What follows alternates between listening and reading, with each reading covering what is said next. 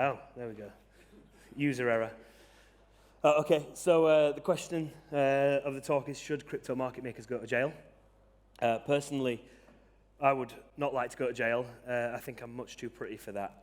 At least that's what my mum tells me. Anyway, but as a crypto market maker that occasionally does frequent crypto Twitter, it's hard not to feel like the rest of the community is out for blood.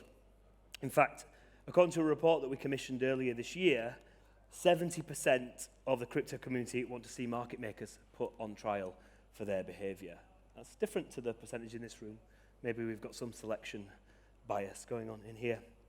And to be honest, let's be frank, is it really that surprising when we see that there's a constant stream of damning stories from across the press? A cursory search for market makers on crypto Twitter shows a whole lot of people with their pitchforks out. Now, why am I qualified to talk about this? So, my background is I've got a PhD in maths. I did about 10 years working as a quant at various funds. As you can also see, I'm a dad, which I'm led to believe qualifies you to speak with authority about anything. But more importantly, I'm the CTO, as mentioned, of Lowtech, and we are a London-based market maker. And so every day I'm at the coalface out in market trading. So market making is one of the foundations of modern finance. It's been around since the inception of markets. At its core, market making is about quoting both buy and sell prices, creating a live, two-sided market that others can interact with. We're all acutely aware, if you've ever bought and sold a house, you are acutely aware of a market that doesn't have a market maker. Yeah, you've got to wait, you've got to find a specific buyer for your house. There's no one to immediately transact with. Of course, in stocks or in crypto, where market makers are common, you get immediacy of execution, and that is what the game is about.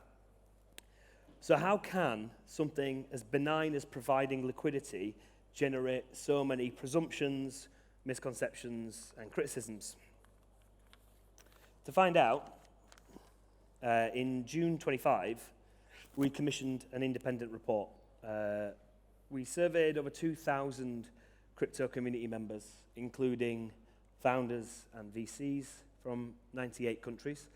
And we wanted to understand what their view on crypto market makers was. So we asked a lot of questions, but one of the simple questions we asked was, what do you think market makers do? And this was where some misunderstandings began to reveal themselves. So I am pleased to say that 60% of respondents were correct, and they recognize that providing order book liquidity is at the core function of market making. Beyond that, it starts to get a bit worrying. Over half of respondents think that market makers exist to create volume. A third believe that we manipulate prices. These are bad things, and it's bad that this misconception exists.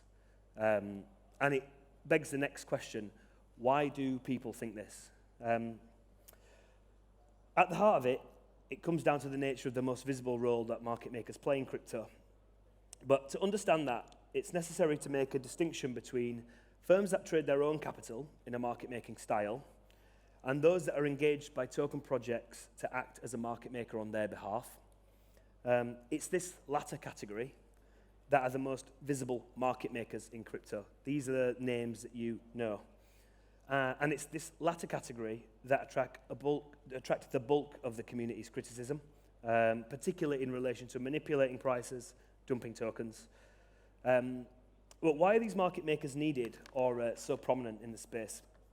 Well, when it comes to listing a token, most top-tier centralized exchanges will will require a token to bring a market maker with them. This is because the exchanges want functioning markets. They don't just want to list assets. They care about tight spreads. They care about deep books. Good market makers make that possible, quoting across levels, smoothing out volatility, absorbing flow when things get busy. As such, token projects will engage a market maker on a commercial basis for them to provide liquidity for the token. Now, here is the crux of the problem. Here's the reason why market makers cop so much flack from the token communities. The relationship between a token project and a market maker, the access that it gives them, and the perceived control over a large portion of the token that it gives the market maker is why fingers start getting pointed very quickly when the price charts start to take a dip south. And one of the reasons that this exists is because at the heart of the problem is the dominant fee structure that exists for how market makers are paid by token projects at the moment. So for years now, the most common way for a market maker to be paid by a project has been granting them a call option on tokens. These tokens that are loaned to facilitate the service. You need tokens and fiat to be able to make a market. Well, not necessarily fiat, could be a stable coin, but you know what I mean. Some sort of quote asset. The project lends tokens to the market maker, and in the return, the maker gets the right to buy some of these tokens later at a fixed price. In other words, it's a call option. These option plus loan deals became standard practice in our space because they look cheap. There's no upfront cash, it's just tokens. On the flip side, there's a newer approach, which is a retainer model, which is where the project pays a flat monthly fee in fiat or stablecoin, and the market maker provides liquidity as a service, much like any other subscription service. A loan of tokens is, of course, still necessary to be able to perform the service. There's just no right to buy the tokens at a later date. At the root cause of this issue, in the dominant option plus loan model, the market maker is being paid with a financial instrument. And this financial instrument incentivizes the market maker to regularly trade the token in ways that might not be in the best interest for the token project. So if the majority of market makers are proactively trading their clients' tokens to monetize the options they've been given, is it any wonder the community is quick to look at them when things go awry? Now, it's also not just the deal structures that cause issues for the reputation of market makers. There still, unfortunately, are plenty of bad actors in the space who self-label as market makers and then use the privileged access that this relationship grants them to profiteer for their own ends. That this is part of the perception of the community is evident from the answers our survey got in relation to how market makers are reported on. You can see the stat there. I think, as YK Peck from Govern said, literally no amount of legal documentation is helpful if somebody wants to just straight up do crime. So what happens if you choose the wrong partner? The dangers aren't always obvious from the outset, because many bad actors in the space have slick pitch decks, they have sales reps at every conference, and that may make them seem credible. But beneath the surface, the incentives they operate under and the behavior those incentives encourage can be fundamentally misaligned with the long-term goals of projects.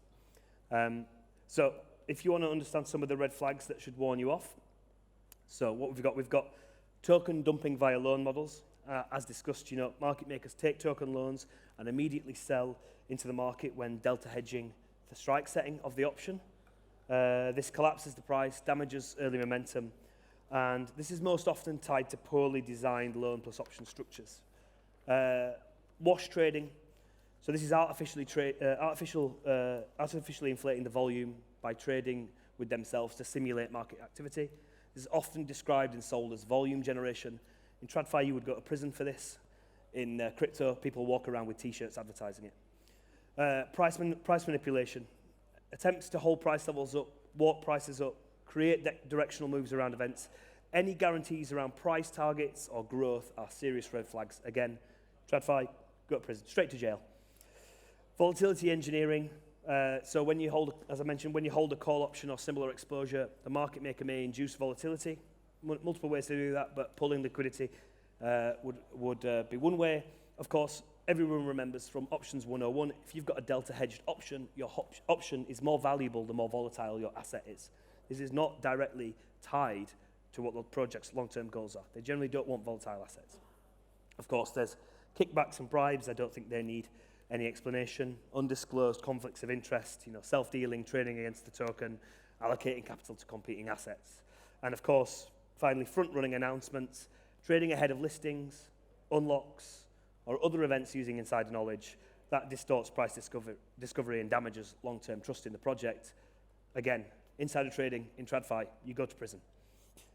So it's been a bit all doom and gloom, but there are some good actors out there in the space. And so when it comes to choosing the right crypto market maker, there are some things that you should look out for. I think you can distill this down to 5 questions. Do I understand exactly how they're being compensated? And is that aligned with the long-term goals of our project? If you don't understand how your market maker is being paid, or it's a complex financial instrument, that might be a red flag. Are the KPIs concrete, measurable, and enforceable? And if they're not, how are you going to hold your market maker to account? Can you monitor performance in real time? If you can't, how do you actually know in real time where your assets are, what the market maker is purportedly doing? Are there legal entities and operating jurisdictions clear? If they're not, what are they trying to obfuscate from you? And big one, have you spoken with other projects that they've worked with? Have others had a good experience? The amount of clients that talk to us and say, I've had a terrible experience with X, it's a wonder how they can get any new clients with that sort of Google review. Now, of course, to get this to work, the token projects have to put effort in, but the result of that effort is a partner that helps you and your token succeed in a sustainable, compliant, and community-aligned way. Now, it's not just tokens that need to do the work. Market makers need to do the work as well to go into some way to repairing the trust. So as part of the survey, we did ask what would make you trust market makers more. So as far as repairing this trust is concerned, I think transparency, public declarations, compliance with regulation remain the most promising routes forward. 10% never will, so I think they're a lost cause. And yes, so 67% say more transparency about fees as well would help me trust the market makers more. So, to wrap up, the TLDR of this talk, I think that if you want to remember 5 things, these are 5 things to remember. Crypto community has a deep trust deficit with market makers. The widespread misconceptions still define how market makers are perceived.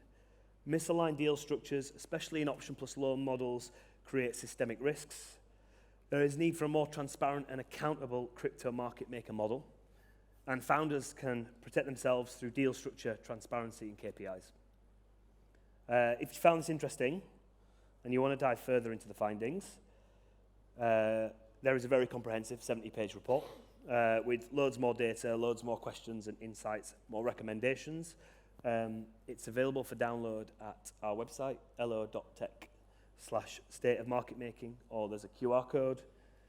Or if you're old school like me and prefer something more tangible, there are a load of physical copies that we've printed out, and they're available at the Low-Tech booth, which I think will be here for the entirety of the conference. And finally, shameless shill. As mentioned, I'm the CTO of Low-Tech. We're a London-based market maker and digital asset trading firm. We've built our market making service to directly address some of the criticisms that have been outlined here. When we work with projects as a market maker, we're raising the standard for how liquidity is delivered in crypto to make market making fair, transparent, and accountable. And hopefully our clients don't want us to go to jail. Thanks.